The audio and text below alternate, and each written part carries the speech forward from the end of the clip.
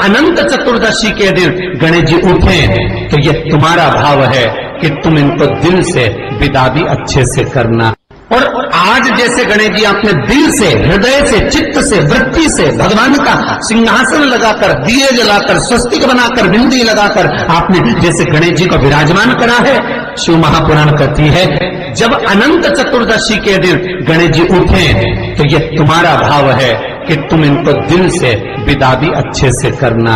उठाया, पानी में फेंक रहे हो, ऊपर पुल से नीचे डाल रहे हो, कहीं निशाना मारकर फेंक रहे हो, ये गणेश जी का भाव नहीं होना चाहिए।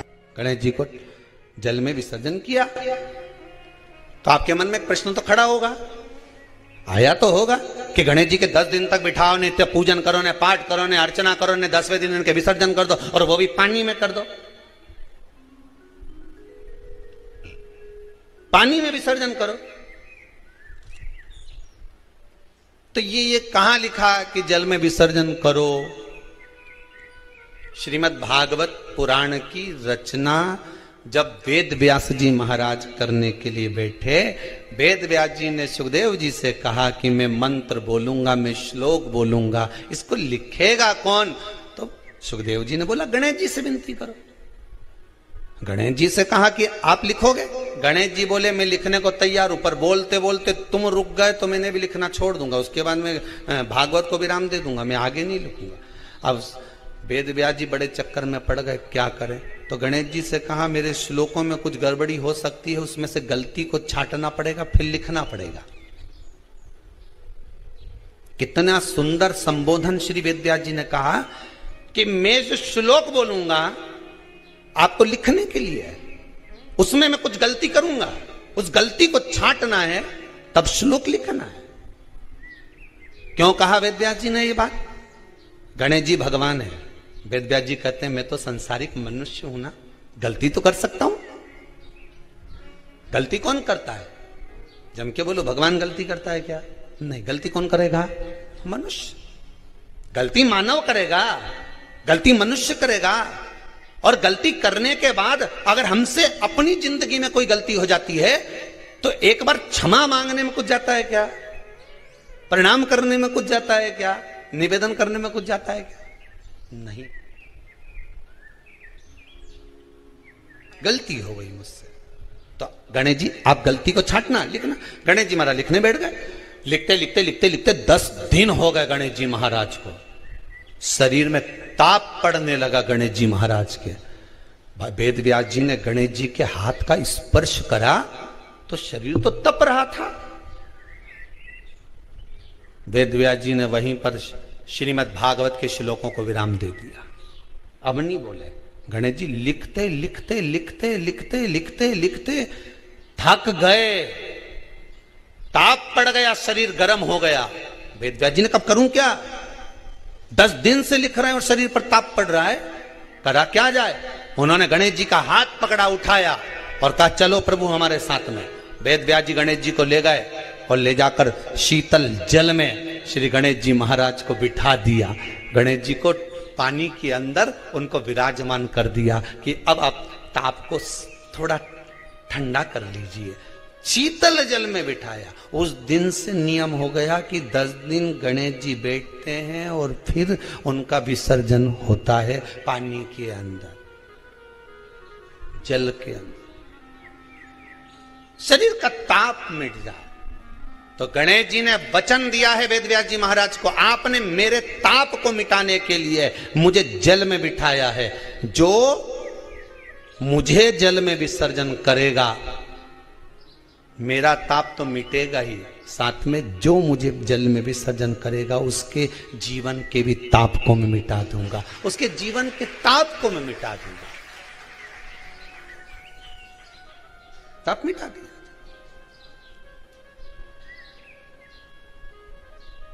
पर करो गणेश जी का विसर्जन, मना नहीं है वो, पर अच्छे से करो रे हो। अब मैं छोरा छोरी तो निशाना लगा है, वो हमारा गणेश जी जई दिया, वो हमारा सबसे आगे पहुंचा तो इधर वाला ने इधर से फेंका, हो गया। ये हमारे धर्म की हंसी उड़ा रहे हैं।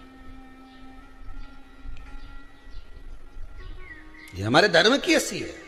को बचाने का प्रयास एक हिंदू ही कर सकता है। गणेश जी घर में बिठाओ, बिठाते हो सब लोग? जम के बोलो, ठीक है। फिर गणेश जी का विसर्जन भी करते हो, पर जहां गणेश जी बिठाओ, गणेश जी के आसपास में कम से कम एक हल्दी की और एक कुंकू की 2 बिंदी अवश्य लगाना चाहिए, रिद्धि और सिद्धि के भाव से। कारण क्या होता है कि जब हम गणेश जी का विसर्जन करते हैं तब हमारे घर में से रिद्धि सिद्धि नहीं जाना चाहिए। जब हम गणेश जी का विसर्जन करें तो वो जो 2 बिंदी हमने हल्दी और कुंकू की लगाई है वो रिद्धि सिद्धि के रूप में हमारे घर में रहना चाहिए। कि बहू हमारे घर में, बेटा भले कहीं पर भी जाए घूम फिर कर वापिस आएगा, बेटा भले जाए फिर आ जाएगा, कोई कार्य से गया होगा, कोई कारण से गया होगा। तो गणेश जी बिठाने वालों को ये स्मरण होना चाहिए कि गणेश जी का विसर्जन हो पर रिद्धि सिद्धि का विसर्जन। 2 बिंदी जहां गणेश जी बिठाए उस दीवार पर हल्दी और कुंकू की लगा दीजिए कि रिद्धि सिद्धि हमारे घर में। गणेश जी वहां से उड़ भी गए, गणेश जी वहां से चले भी गए, गणेश जी वहां से विसर्जन भी हो गए, तो रिद्धि सिद्धि हमारे घर में, क्योंकि बहू का घर में होना जरूरी है, रिद्धि सिद्धि का घर में होना जरूरी है। और जहां रिद्धि सिद्धि होगी गणेश जी वहां आएंगे निश्चित है। और नीवी आए तो कौन तो आ ही जाएगा। जहां बहू रहेगी, मायके चली जाती है रक्षाबंधन पर, 30 त्योहार पर, तो क्या भेरू फोन नहीं लगाए जगदम्बा को? बोले ईमानदारी से फोन तो जाएगा। तो रिद्धि सिद्धि का होना जरूर घर में। अपने जहां गणेश जी बैठे वहां पर 2 बिंदी, एक हल्दी की एक कुंकू की, 2 बिंदी ये भाव से लगाए। अगर बिंदी नहीं लगाना है तो 2 स्वस्तिक बनाना, 2 स्वस्तिक बनाए, वो भी रिद्धि सिद्धि का हमारे घर में। महापुराण कहती है जब अनंत चतुर्दशी के दिन गणेश जी उठे तो ये तुम्हारा भाव है कि तुम इनको दिल से विदा भी अच्छे से करना। उठाया, पानी में फेंक रहे हो, ऊपर पुल से नीचे डाल रहे हो, कहीं निशाना मारकर फेंक रहे हो, ये गणेश जी का भाव नहीं होना चाहिए।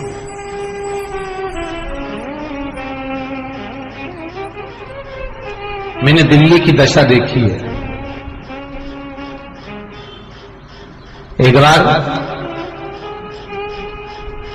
2 वर्ष पहले गणेश चतुर्थी के बाद दिल्ली में कथा थी और हमने देखा है कि पुल के पास में रोड के किनारे इतने गणेश की शायद हजारों लाखों गणेश जी पुल के किनारे पर रखे हुए थे। रोड के किनारे पर लोग वहां से चप्पल पहनकर जा रहे थे, गाड़ी लेकर जा रहे थे, सब चले जा रहे, गणेश जी, ढेर सारे गणेश जी। और फिर गुप्ता परिवार हमको लेने के लिए आया था उस समय पर स्टेशन पर।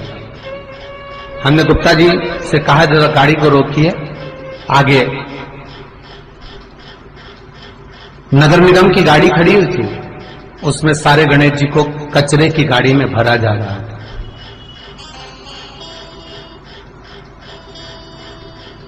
और विचार करो, 10 दिन पूजन करे हो और बाद में कचरे की गाड़ी में भेज देते हो तो तुमको उसका फल मिलेगा। दिल से कहना, ईमानदारी से आपकी चित्तवृत्ति में धारण करता। थोड़ा बुरा लगेगा आपको आज की कथा में, लग जाए, लगे तो, पर भगवत भजन करने तुमने 10 दिन उसका पूजन करा, 10 दिन तुमने स्मरण करा, 10 दिन तुम आपने उनका नाम जाप किया और फिर उसको भर कर कचरे की गाड़ी में भेज दिया। ये कहां की रीत? बहुत ध्यान देना। शिव महापुराण ये नहीं कहती, गणेश पुराण ये नहीं कहती कि तुम्हें इतना बड़ा गणेश बिठाओ। गणेश पुराण ये नहीं कहती कि तुम बहुत बड़े गणेश जी बिठाओ। गणेश पुराण ये नहीं कहती कि तुम बहुत विशालतम गणेश जी का निर्माण कर उसको विराजमान करो। गणेश पुराण, शिव महापुराण ये नहीं कहती कि तुम इतने बड़े भी गणेश जी जो तुम्हारे पास में रखने की जगह ना हो, विसर्जन की जगह ना हो, तो ऐसे गणेश को घर में ना बिठाएं। शिव महापुराण तो यहां तक कहती है, गणेश पुराण तो यहां तक कहती है कि एक गोल सुपारी के लिए अगर गणेश जी बनाकर तुमने पूजन कर उसको भी जलाशय में विसर्जन कर दिया, नहीं कर सकते। किसी पेड़ के नीचे खड्डा खोदकर उसको रखकर उस पर पानी डाल दिया, वो भी विसर्जन माना जाएगा। पर रोड के किनारे पर रखकर उसका अपमान करो, ये शास्त्र नहीं कहता, ये वेद और पुराण नहीं कहते।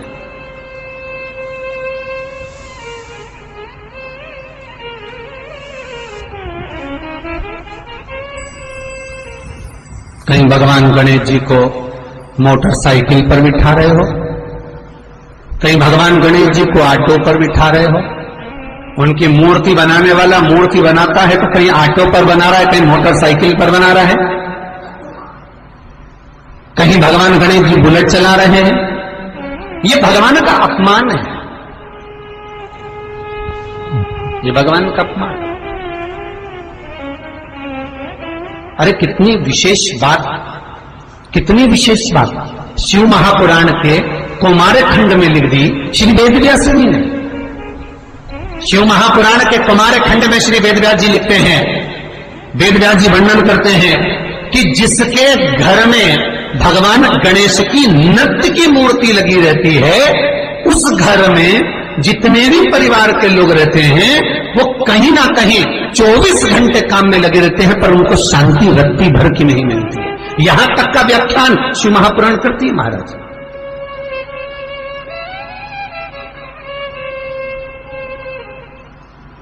लोगों को शौक चला, गणेश जी ढोल बजा रहे हैं, वो मूर्ति का फोटो घर में लगा दिया, घर में मूर्ति का फोटो लगा दिया कि गणेश जी ढोल बजा रहे हैं, गणेश जी नाच रहे हैं, वो मूर्ति का फोटो तुरंत घर में लगा दिया। वेदव्यास जी ने कुमार खंड के अंदर वर्णन करा, यदि देवता की अपमानजनक मूर्ति या स्मरण पूजन का भाव अगर कहीं लगाया भी जाता है तो उस घर में